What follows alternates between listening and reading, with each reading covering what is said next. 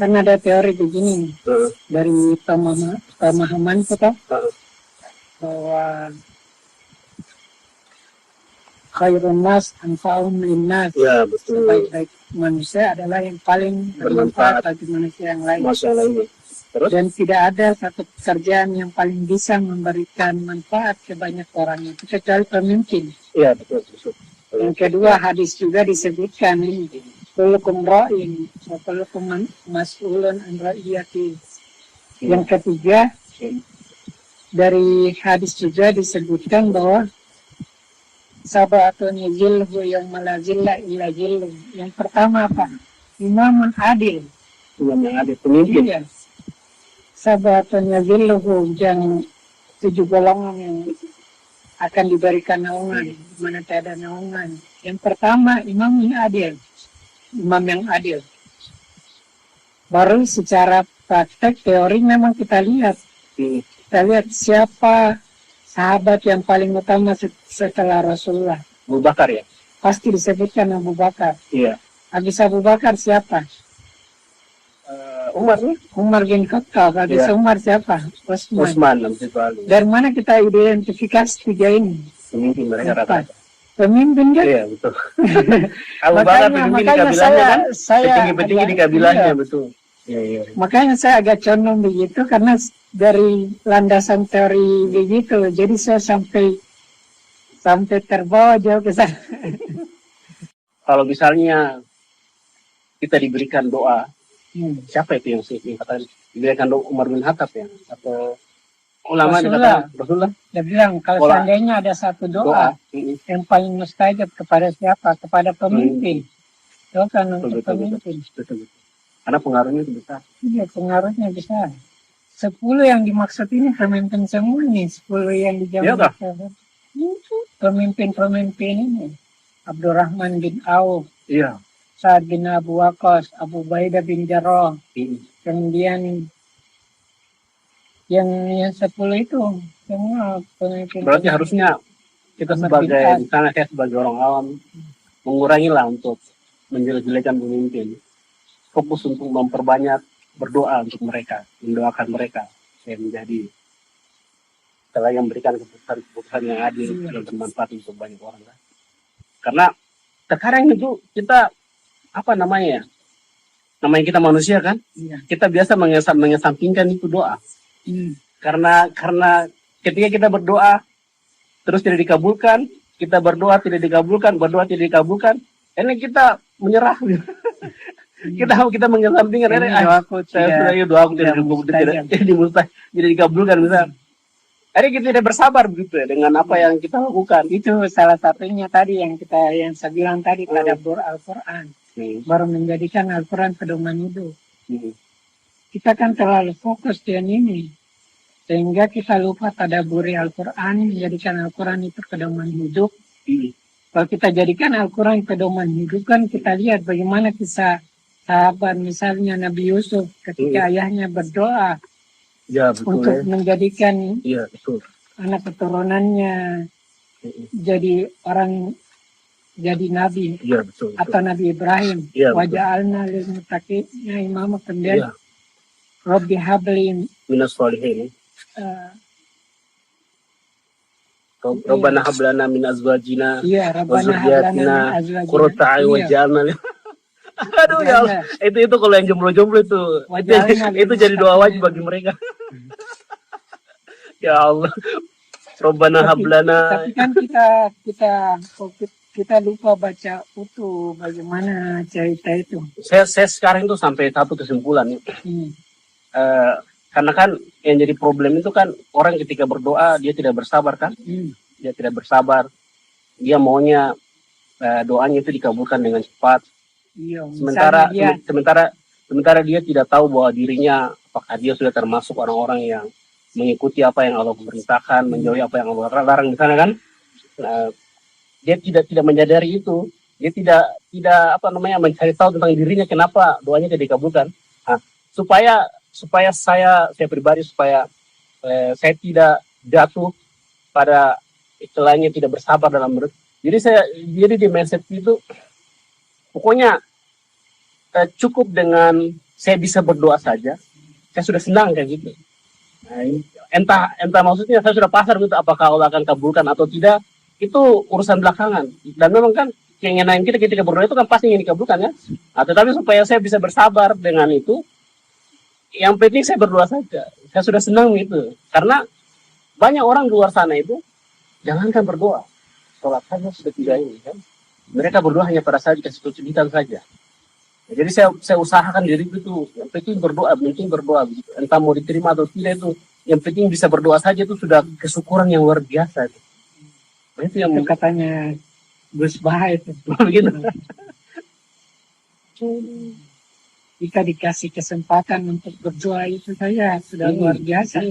Artinya Allah Subhanahu wa Ta'ala sudah berikan kita kesempatan untuk meminta sama Dia. Ya, betul. Biasa. Iya, kembali lagi di ayat yang tadi, wala taqnatu min rahmatillah. Apa itu? Jangan berputus asa dari rahmat Allah Subhanahu wa Ta'ala. Rahmat itu kasih sayang ya? Iya. Kalau kita mau benar, kalau kita mau apa namanya? Rahmatullahi wasi'an bikulli syai'. Rahmatnya Allah Subhanahu wa Ta'ala itu luas atas segala. Makanya tuh selalu kalau misalnya saya sudah mulai penat, mulai setelahnya kayak jenuh, selalu saya berpikir dengan orang-orang yang ada di bawah misalnya. Kayak sekarang ini bisa datang ke Saparona naik motor kayak gitu kan, terus bisa makan ini, menikmati suasana yang indah ini. Ada orang di luar sana itu yang hanya untuk keluar dari kampungnya aja, hanya untuk ke pasar saja harus jalan kaki. Itu pun hanya untuk pergi beli ikan. Setelahnya kehidupannya tuh lebih susah dari saya. Terus kenapa saya harus merasa orang yang paling susah dunia ini sementara saya bisa kemana-mana? Iya, paling menderita. Itu kan apa namanya, kayak sesuatu yang tidak seharusnya begitu. Ya begitulah. Semenderita-menderitanya kita ya, ada yang lebih menderita lagi. Gitu. Kalau kita mau membuka diri, membuka pikiran ya. Memang kalau kita, enaknya kalau kita duduk-duduk santai begini, kita jadi terbuka, tadabbur. Ya, Ikannya Rasulullah juga kan mengajarkan Anas tak bagaimana. Dan sebenarnya ada juga babnya itu. Kalau kita baca buku Riyadhus Shalihin, Taman Orang-orang Soleh, memang ada babnya. Iya. Bab khusus untuk muhasabah diri itu. Dan di situ dijelaskan bagaimana Rasulullah di sarahnya toh, bagaimana Rasulullah itu mengambil pelajaran bermuhasabah. Tapi memang apa namanya, mencari kesunyian, mencari kesendirian itu, kalau menurut saya itu sesuatu yang wajib sebenarnya, harus kita lakukan. Saya ekstrovertnya kita tetap harus butuh kondisi atau suasana kita menyendiri. Yang paling gampang itu kan, kalau kita mau merasakan ketenangan, yang paling tenang itu kan dengan cara sholat ya. Sholat tahajud misalnya di tengah malam, itu kan sendiri tuh, tenang kan, itu dan itu menjadi sesuatu yang wajib bagi para nabi kan. Selain itu, bukankah ketika pertama kali Rasulullah ini yang saya pelajaran sejarah yang saya tahu, bukan ketika pertama kali Rasulullah itu mendapatkan wahyu itu ketika dia menyendiri di Gua Hira kan? Ketika dia pergi menyendiri di Gua Hira, Allah turunkan wahyu Al-Quran pertama kali di situ.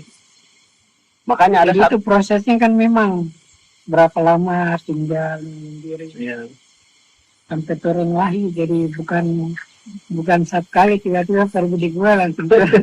Berarti dia sering pergi menyendiri. Iya, berarti Rasulullah suka sendiri, suka menyendiri. Iya, kalau kita baca Sirah Nabawi ya memang sebelum seperti ada pengkondisian, dia memang merasa kayak masyarakat ini sudah rusak. Iya. Oh betul ya. Tidak sesuai dengan fitrahnya. Iya. Fitrahnya sebagai manusia. Ya. Akhirnya dia coba pergi ke tempat yang lebih mencari ketenangan ya. Iya, berpikir. Iya. Betul. Itu yang sebenarnya disebut dengan tadabbur. Tadabbur. Begitu ya. Ada betul. Saya dua dari kan. Ada satu kata-kata yang yang saya baca, kalau tidak salah dari Ustaz Arif, karena atau Arif Bisari, dia bilang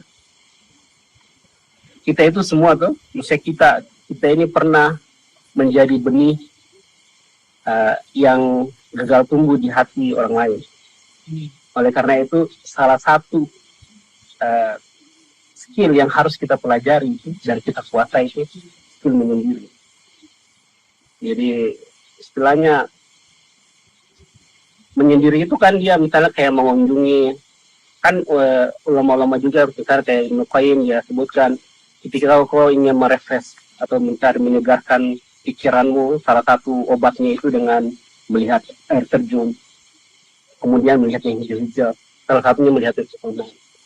Nah, itulah kenapa ketika kita lihat orang-orang kota di Jakarta misalnya tuh yang apa namanya, yang rutinitas mereka setiap hari itu padat, kebisingan dan sebagainya kan, aktivitas pergi pagi pulang malam begitu setiap hari. Ketika mereka healing kan, mereka menjelaskan diri, tidak mungkin dia pergi di kan, istilahnya dia pergi di pasar. Pasti ada momen dia pergi di puncak yang tenang, yang ada pepohonan di situ, yang ada air terjun. Dari situ saya sebenarnya kita sudah bisa cari tahu bahwa memang fitrahnya kita itu salah satu fitrah yang harus selalu kita gali, kita kuasai, skill menyendiri itu sebenarnya. Walaupun mungkin ya bisa diperdebatkan juga, ada orang yang merasa senang, orang yang ekstrovertnya orang yang merasa senang, tetap dia butuh momen-momen untuk sendiri. Ketika dia galau misalnya, ketika dia menangis misalnya, masa dia menangis dia pergi di keramaian, oh lihat saya menangis, kan tidak mungkin. Sama juga. Pasti dia pergi menyendiri di belakang lemari atau di atas bantal, dia pokoknya pasti dia pergi gitu, pergi cari posisi untuk menyendiri, untuk merenungkan diri. Sama juga saya introvertnya orang pasti butuh waktu untuk bersama dengan orang. Dan manusia begitu. Cuman ada yang cenderung mayoritas dirinya lebih senang bersendiri, Ya. atau lebih banyak banyak orang. Kecenderungan nih. Iya, kecenderungan. La tasma'u li hadzal Qur'an. Apa? Jangan kalian dengar Al-Quran ini, katanya pembesar Quraisy, karena ini perkataan yang seperti sihir. Tapi ketika mereka mengatakan itu, mereka justru yang paling sering dengar, curi-curi dengar. Kapan lagi Rasulullah ada baca ini?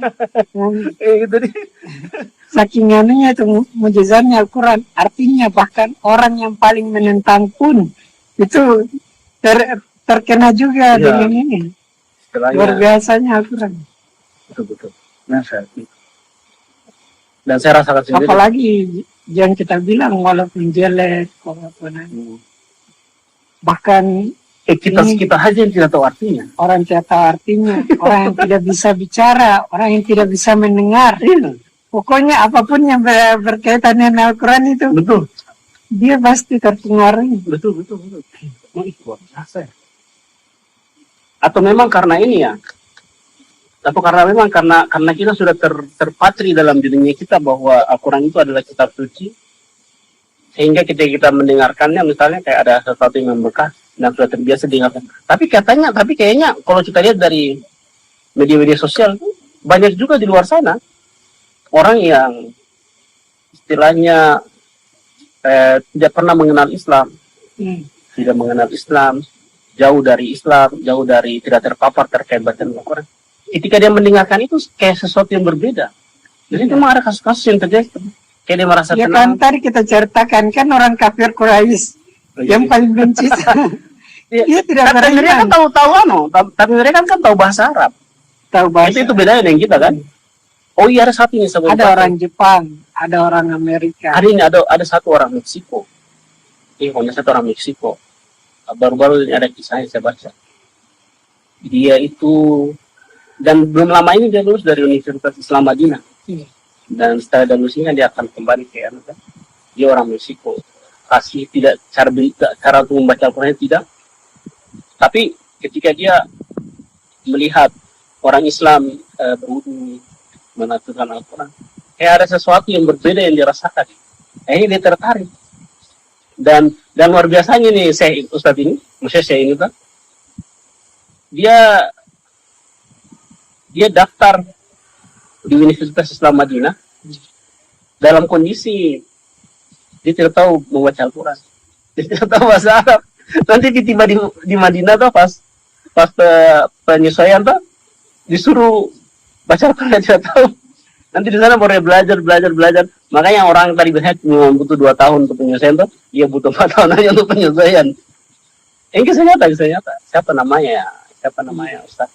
Dan itu bukan cuma satu. Begitu ya? Iya. Ada yang dari Jepang. Bahkan ada yang katakan bahwa orang-orang seperti begitu itu salah satu ciri orang-orang yang berjiwa hantu. Orang-orang yang berjiwa hantu itu orang-orang yang tidak punya latar belakang Islam. Dan betul-betul dia bersih hati, akhirnya ketika diperdengarkan Al-Quran dia tersan, dia tergerak hatinya untuk semua pasti. Al-Quran kan sudah sebutkan fitratallahi fataron nasa alaiha la tabdila li khalqillah zalika dinul qayyim. Fitrah Allah fataron nasa alaiha, fitrah yang telah Allah berikan kepada manusia. La tabdila li khalqillah, tidak mungkin kau akan bisa mengubah aturan itu.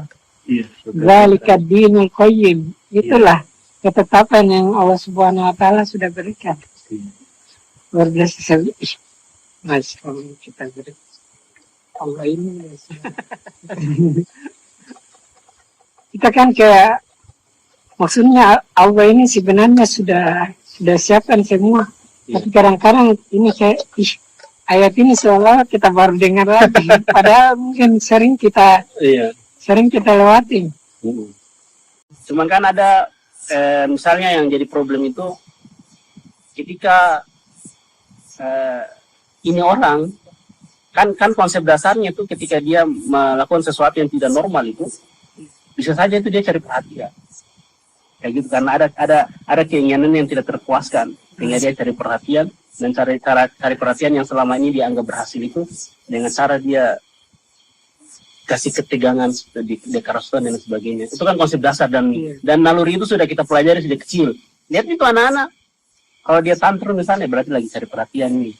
Dia maksudnya ada keinginan yang tidak terpenuhi, dia cari perhatian, dia kasih permalukan, dia kasih hancur dunia, tujuannya dia permalukan orang tuanya misalnya tuh, jadi orang tuanya penuhi keinginannya. Jadi kan cara menghadapinya kan kita biarkan saja sampai selesai ini tuh, sampai dia tenang sendiri baru kita kembali. Dan ada banyak cara-cara misalnya kayak orang gila. Orang gila itu mereka kan punya insting bertahan hidup. Cara insting bertahan hidupnya itu dengan cara dia tampakkan bahwa dia gila, dia teriak-teriak apa semua tuh, setelah itu dia teriak-teriak, setelah itu dia mereka butuh makan karena dia pergi di warung-warung dia minta makan. Jadi kalau orang di warung dia minta makan, ya orang dia kasih, karena orang gila ini. Sudah benar dia kasih. Dan kalau itu berhasil, itu terus dia ulangi terus itu. Mulai itu dia akan ulangi terus. Nah makanya kalau misalnya ada makanya ketika ada misalnya ada orang yang kerasukan, jangan langsung misalnya ada yang kayak model kerasukan tuh, jangan langsung kita kepikiran aneh. Jangan sampai dia begitu karena dia punya masalah ekonomi, ada keinginan yang tidak terpenuhi. Jadi jangan tiba-tiba langsung rukia ya. Misalnya di tempat dia rukia, bisa saja ada masalah yang lain sehingga dia cari perhatian dengan cara itu kan. Nah, itu yang jadi problem juga kadang, sedikit rukia kayak gitu.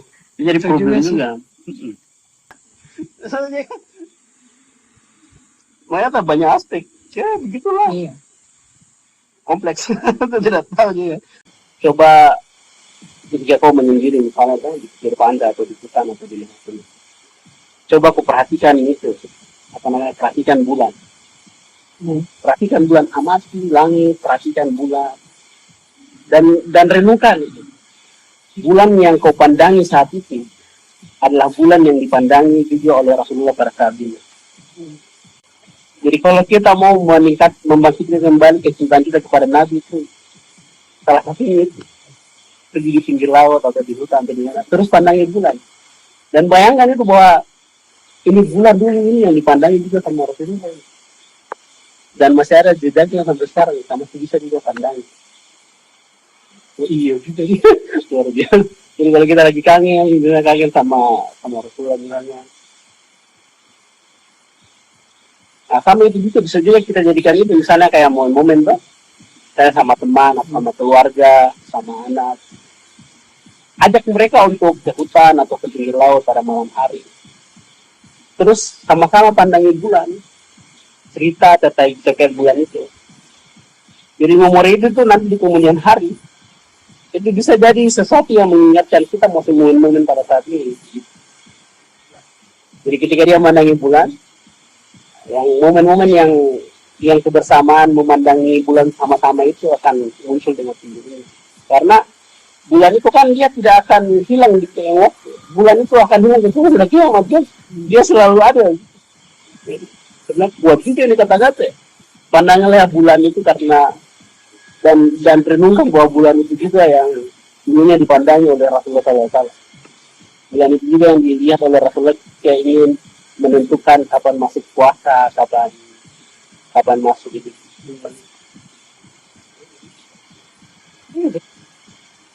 Misalnya kayak Rasulullah dulu lagi duduk mungkin di depan rumahnya kan, dia melihat bintang, melihat bulan.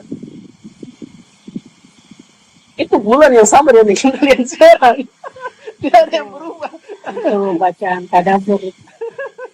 Ya betul. Masya Allah. Dan itu sebenarnya yang disuruh baca. Kan baca itu sebenarnya makna awalnya sebenarnya itu kalau kita membaca tafsir tuh. Karena Rasulullah kan dibilang Nabi Ummi. Tidak pandai membaca, tidak pandai menulis, tapi disuruh ikra. Baca. Apanya yang dibaca? Jadi dari situ kita pelajari memang membaca bukan sekedar membaca apa yang tertulis, tetapi membaca apa yang Allah bentangkan di bumi ini. Makanya Allah lanjutkan setelahnya bukan hanya ikra, harus dilanjutkan dengan Bismi Rabbika. Bismi Rabbika dengan menyebut nama Tuhanmu. Rabbika karena apa? Allazi khalaq, yang menciptakan engkau. Untuk lebih dalam lagi kembali itu mungkin jadi dari besar itu kayak dilihat toh, kayak dilihat dari jana itu jadi menyempit dan kan kholak dari Bismi Rabbikal lagi kholak yang menciptakan tapi daya setelahnya allazi kholakal insana min alaq itu kan langsung ke diri nih. Allazi kholakal yang menciptakan manusia. Iya, min alaq dari segumpal daging. Ya, itu deh. Insan min alaq. Jadi membaca diri kita, gimana penciptaannya kita ini. Orang bukan. Makanya ada penyampaian ulama itu man arrafa nafsahu arrafa rabbahu. Barang siapa yang mengenal dirinya, maka dia akan mengenal Tuhan. Betul. Saya memang jiwa-jiwa petualang itu saya rasa dari kecil. Oh gitu? Iya. Jadi kita waktu masih kecil kita pergi di pantai Nirwana pakai sepeda. Jangan kau bilang. Kalau saya mau ceritakan kita masa kecil tuh mungkin. Biasa kita salah satu kesamaannya itu kalau kita yang saya pribadi tuh kalau di sosialku dan teman-teman keuangan itu terkait harta karun. Pernah tidak kau jadi pemulung? Pernah lah. Pernah juga. Pernah. Pemulung harta karun? Iya. Ayo. Kecil kita timbang di Putri. Yes. Pekerjaan waktu masih SD tuh. Iya. Waktu kita tidur di pantai Kamali.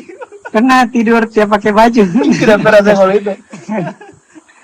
Pergi orang bulan puasa waktu bulan puasa orang waktu dulu masih sedikit, dulu mungkin 2-3 saat itu orang yang sholat malam.